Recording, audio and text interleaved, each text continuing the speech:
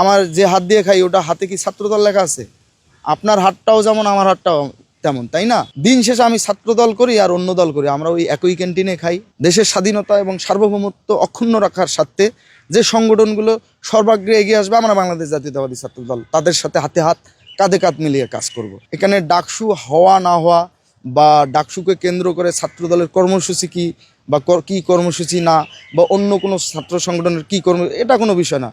এটা তো একটা বেসিক নিড, মৌলিক চাহিদা। ক্যাম্পাসের সার্বিক নিরাপদ পরিবেশের জন্য আমরা ইতিমধ্যেই বলেছি, কয়েকবার স্মারকলিপি দিয়েছি, এবং আমরা এই বিশ্ববিদ্যালয়ের শিক্ষার্থী, আমরা তো আইন শৃঙ্খলা বাহিনীর সদস্য না। আমরা আমাদের জায়গা থেকে যতটুকু সচেতনতা বৃদ্ধি করা যায় প্রকৃত সাধারণ শিক্ষার্থীদেরকে সেই সচেতনতা বৃদ্ধির জন্য আমরা কাজ করছি। একই সাথে বিশ্ববিদ্যালয় প্রশাসনকে কিভাবে সহযোগিতা করলে ক্যাম্পাসের সার্বিক নিরাপদ পরিবেশ সুন্দর হয়, স্বাভাবিক হয়, সেই ব্যাপারে আমরা আমাদের যে করণীয়, সেই করণীয় আমরা স্পষ্ট করেছি, এবং আমরা সহযোগিতা করার জন্য আমরা বিভিন্ন সময় বিভিন্ন দিক নির্দেশনামূলক স্মারকলিপি দিয়ে এসেছি।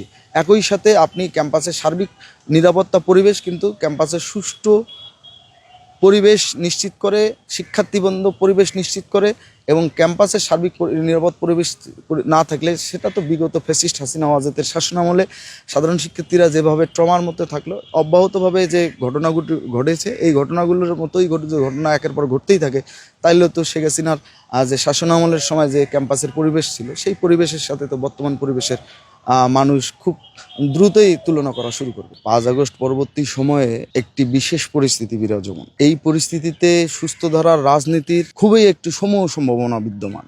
সেই পরিস্থিতিতে কোনো ছাত্র সংগঠনের যদি অতীতে ভুল থাকে, সেই ভুল শুধরে বা প্রকাশ্যে সেই ভুলের জন্য ক্ষমা চেয়ে তারা যদি মূলধারার রাজনীতি করতে চায়, সেই রাজনীতিতে প্রকৃত সাধারণ শিক্ষার্থীরা কাকে কি স্পেস দেবে, কারে কিভাবে মানবে, সেটা সাধারণ শিক্ষার্থীদের ব্যাপার। ওয়ালটন এখন দেশের সীমানা পেরিয়ে পৌঁছে গিয়েছে 50টিরও বেশি দেশে।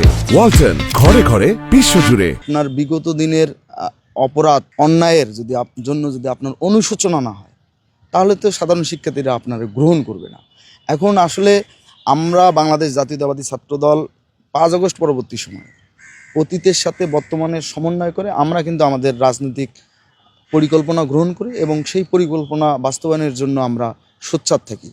অন্য সংগঠন সম্পর্কে আসলে আমরা বেশি মন্তব্য করতে চাই না। তবে আমি আবারও বলছি, বিগত সময়ে কোনো ছাত্র সংগঠনের অপরাধ থাকলে সেই অপরাধের দায়ভার স্বীকার করে তাদের অনুশোচনা যদি হয়, এবং সেই অনুশোচনা এবং তার অপরাধবোধ স্বীকার করার ধরন যদি সাধারণ শিক্ষার্থীদের মনে দাগ কাটে, তো অবশ্যই সাধারণ শিক্ষার্থীরা সমর্থন করবে।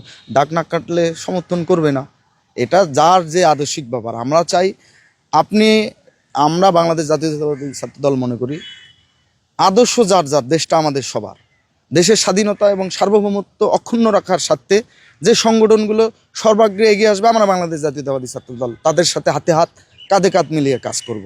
কিন্তু আমরা যখন দেখব কোনো ছাত্র সংগঠন বাংলাদেশের স্বাধীনতা, সার্বভৌমত্ব তথা গণতন্ত্রের বিপক্ষে যায়, বাংলাদেশের স্বাধীনতা এবং সার্বভৌমত্ব অক্ষুণ্ণ রাখার পক্ষে তারা কাজ করে না, অবশ্যই আমরা বাংলাদেশ জাতীয়তাবাদী ছাত্রদল তাদের শক্ত হাতে প্রতিহত করব। বাংলাদেশের সর্বোচ্চ বিদ্যাপীঠ ঢাকা বিশ্ববিদ্যালয়, এটাকে প্রাচ্যের অক্সফোর্ড বলা হয়। এই প্রতিষ্ঠান লগ্ন থেকে এই বিশ্ববিদ্যালয়ের একটি বড় যে কনসার্নের জায়গা, যে হলেলগুলোতে খাবারের মান অনুন্নত, ক্যান্টিনগুলোতে মানসম্মত খাবার পাওয়া যায় না। অবশ্যই শুধু ডাকসু না এবং শুধু ছাত্র সংগঠন না, একজন শিক্ষার্থী হিসাবে আমাদের চাওয়া যে ন্যূনতম যে খাবারের মান, সেই মান অক্ষুণ্ণ রাখলে আমরা বিশ্বাস করি শিক্ষার্থীদের মেধা, মনন ও সৃজনশীলতা বিকাশ ঘটবে। কারণ দিন শেষে তো আমাদের শরীর শারীরিকভাবে ফিট থাকতে গেলে তো আমাদের খাবার প্রয়োজন। কিন্তু বিগত সময়গুলোতে আপনি এখানে ডাকসু হওয়া না হওয়া বা ডাকসুকে কেন্দ্র করে ছাত্রদলের কর্মসূচি কি বা কি কর্মসূচি না, বা অন্য কোনো ছাত্র সংগঠনের কি এটা কোনো বিষয় না। এটা তো একটা বেসিক নিড, মৌলিক চাহিদা। এখানে দেখেন, আমরা এই শতাব্দীতে এসেও বাংলাদেশের সর্বোচ্চ বিদ্যাপীঠে পড়ে আমরা খাবারের মান নিয়ে কথা বলতে হয়। কিছুদিন আগে তো একটা বাজেট পেশ হয়েছে, আপনি শিক্ষা খাতে কত বাজেটের 2% এখানে ব্যয় ধরা হয়েছে। এই শতাব্দীতে এসেও ঢাকা বিশ্ববিদ্যালয়ের মতো ক্যাম্পাসে আমাদের খাবারের মান নিয়ে কথা বলতে হয়, তাহলে আমরা কোন জায়গায় আছি? আমরা অবশ্যই এই বিষয়ে কনসার্ন। আমরা বিশ্বাস করি ভবিষ্যতে যারাই ছাত্র দলের বা অন্য ছাত্র সংগঠনের নেতৃত্ব দিক বা ডাকসুতে নেতৃত্ব দিক, এই মৌলিক বিষয়গুলোতে যাতে তারা সোচ্চার থাকে এবং প্রকৃত সাধারণ শিক্ষার্থীরা সবার জায়গার থেকে এখানে সোচ্চার হওয়া উচিত। আমি ছাত্রদলের রাজনীতি করি, বিষয়টা ছাত্রদলের ব্যানারেই আমাকে যেতে হবে বিষয়টা এমন না।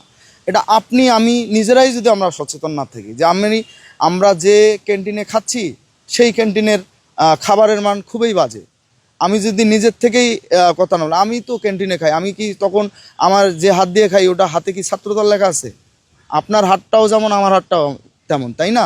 এখানে আমরা প্রতিটি হলে ব্যক্তিগত উদ্যোগেও অনেকে যায়, অনেকে সাংগঠনিকভাবেও যায়। শুধু আমরা বাংলাদেশ জাতীয়তাবাদী ছাত্রদলের নেতাকর্মীরাই যে এই ব্যাপারে কনসার্ন এটা না, এখানে প্রকৃত সাধারণ শিক্ষার্থী সহ অপর অনেক সংগঠনেই খাবারের মান নিয়ে কথা বলে।